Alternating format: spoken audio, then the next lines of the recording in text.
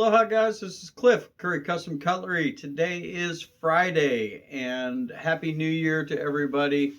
I thought I'd try and do a video that's maybe a little bit different than we normally do. Normally I'm demonstrating some sharpening techniques or discussing different methods of doing things and talking about products.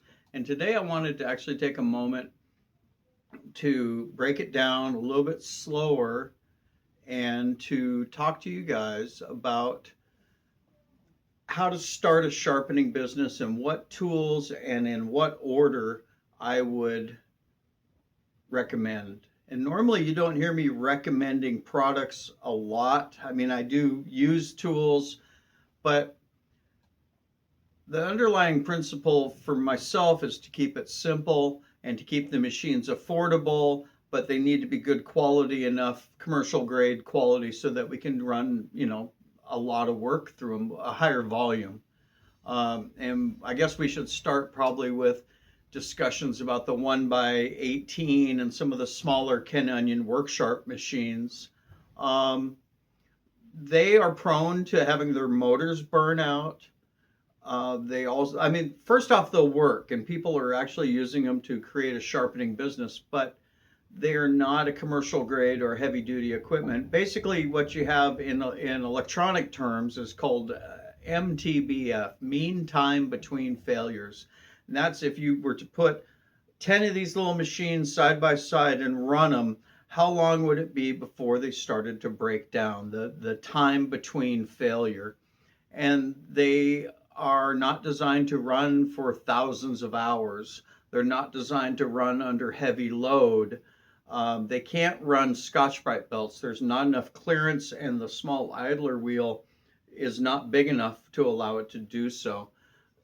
We do have a new felt belt that I think will run on the machine without stressing it out too much.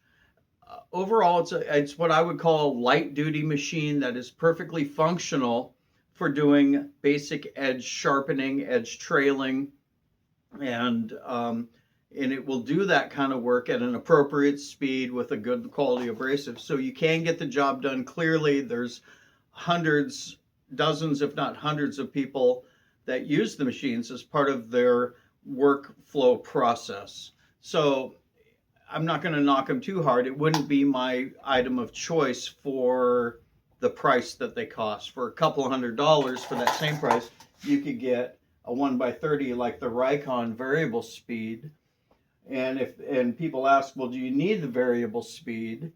And I say, I don't tend to use this knob. I turn this knob all the way down. The variable speed allows it to have a sharpening range between 2,000 RPMs and 3,450, which is kind of your standard operating range. 2,000, maybe a little lower, 1,700 to 2,000 RPMs for me, in my experience, is the sweet spot that I like to sharpen. The edge does not get too hot. The speed runs at a decent speed where you can actually get the work done. And there are now some machines out there available on the market that will do this work in a timely fashion. I mean, in a fashion out of the box where you can order it and not have to custom build your own machine.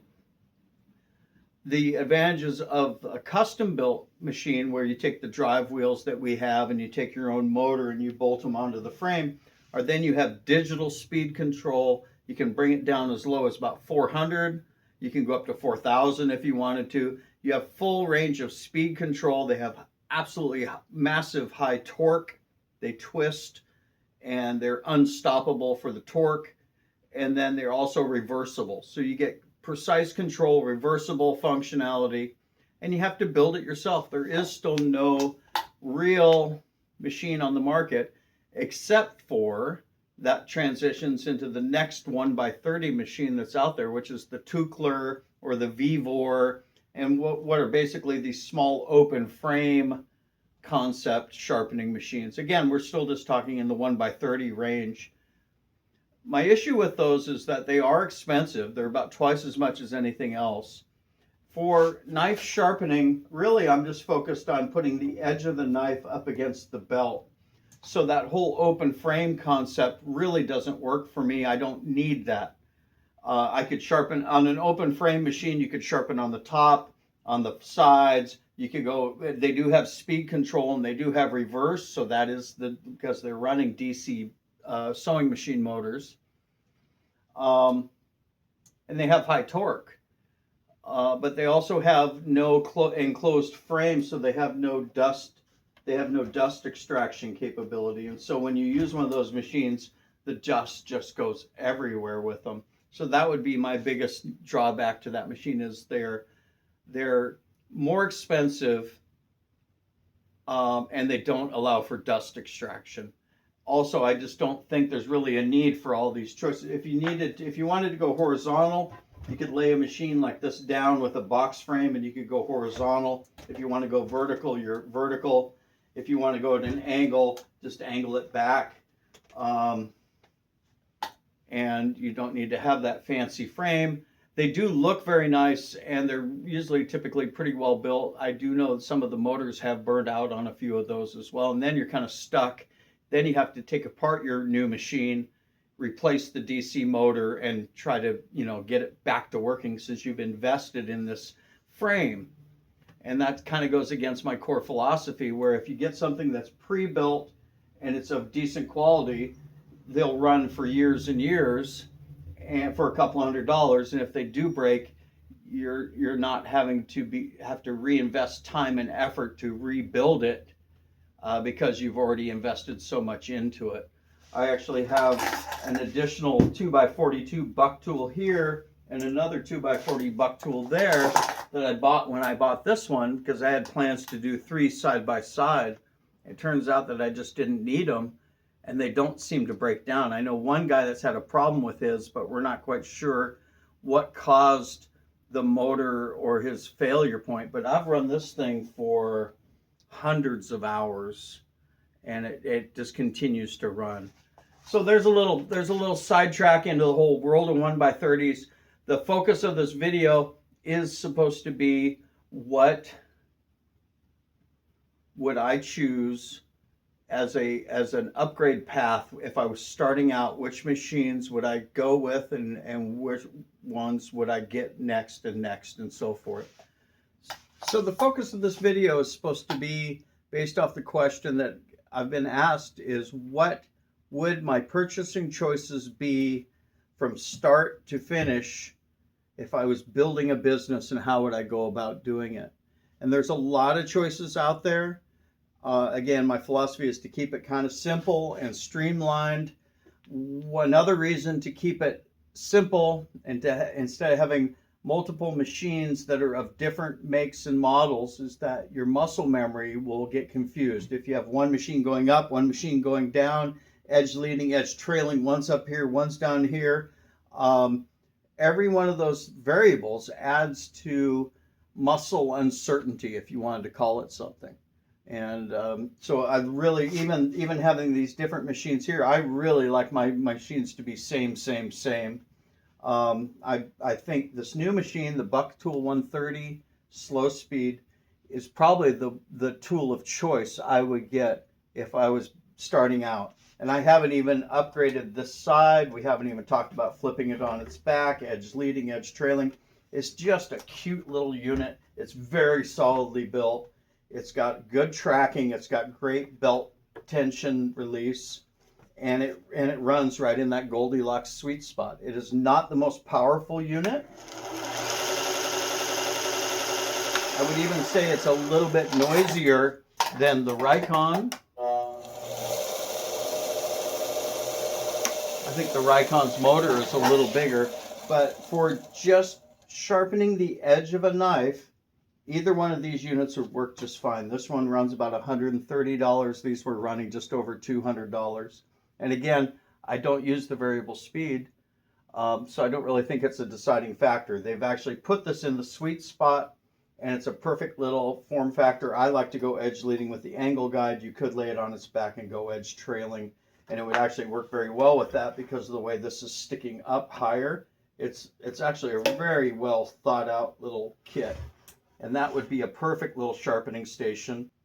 Almost looks like a Ken Onion Work Sharp, but it's in a 1x30 form factor, so you get the benefit of all that. And this can run Scotch-Brites, You can do whatever you need to with this.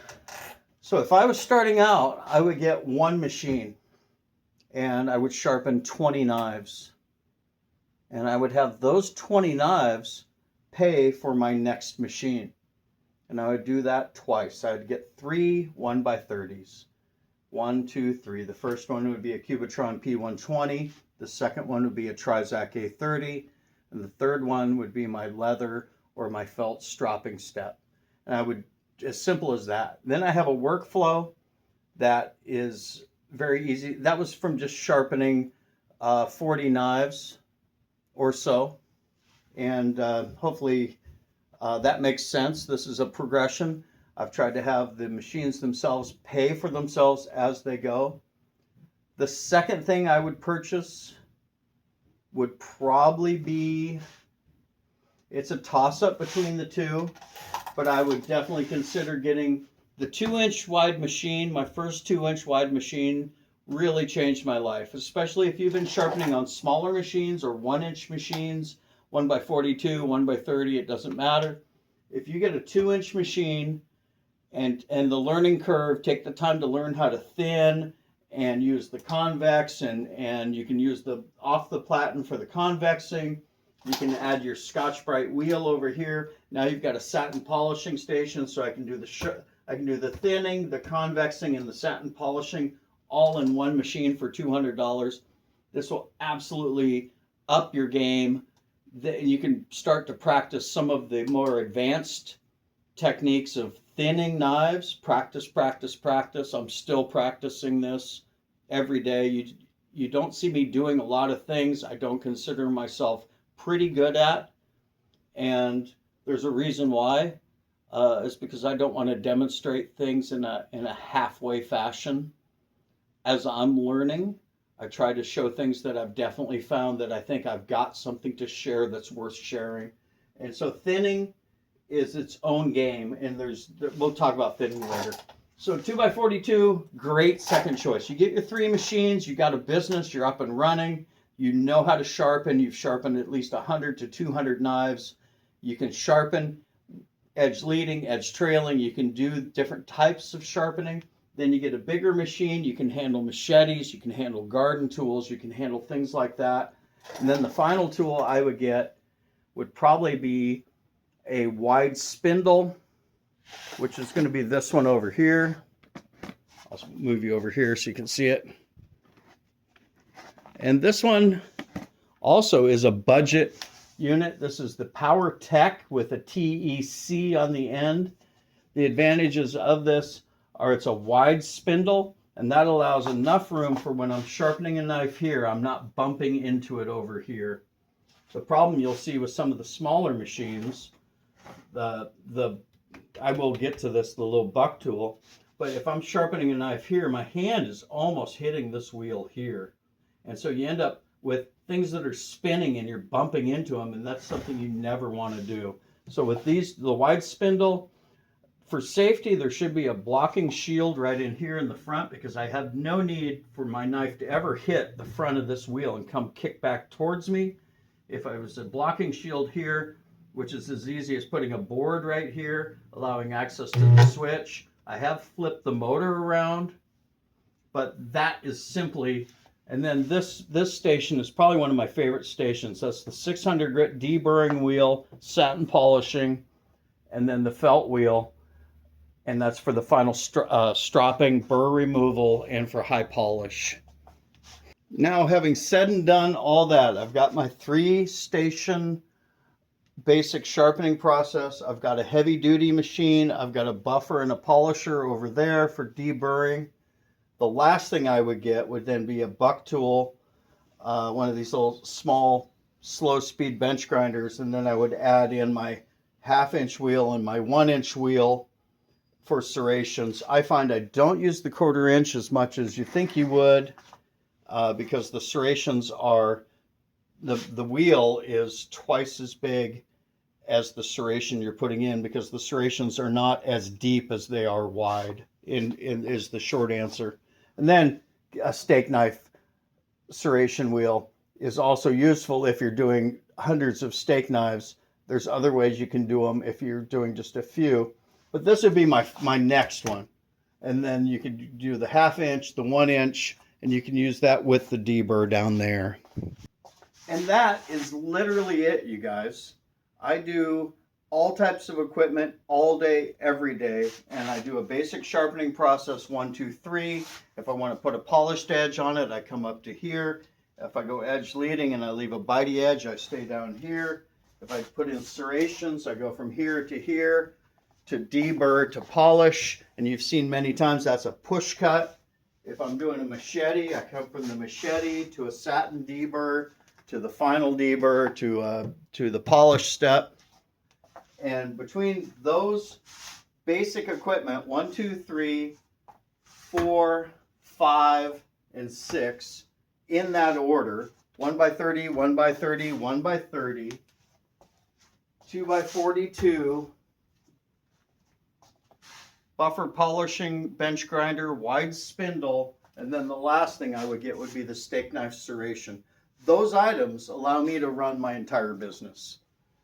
I do have a Dremel for the oddball tiny serration. I occasionally will use this finger file. This is made by Wen, and it's a 1/2 inch by 18 inch belt. This is great for getting in goofy tools and things like that, where you need to bring up a burr and apex and do things like that. Other than that, this is it. It doesn't have to be more complicated than that, and it doesn't have to be more expensive than that. These tools are running. They have not broken down. I've been using them for almost 2 years now. Hopefully this gives you guys a baseline and a basic understanding of what you can use to start and run a business. It's not the only way. There's lots of choices out there. There's lots more complicated up, down, left, right, Tormac, this, that, the other thing, and you don't need any of it. You can do a lot of it just with what you see right here in front of you. I'm going to continue to try and demonstrate that in new videos. Hopefully this has given you guys some good information. It's 4 o'clock Friday afternoon, and I am out of here. Aloha. Hey.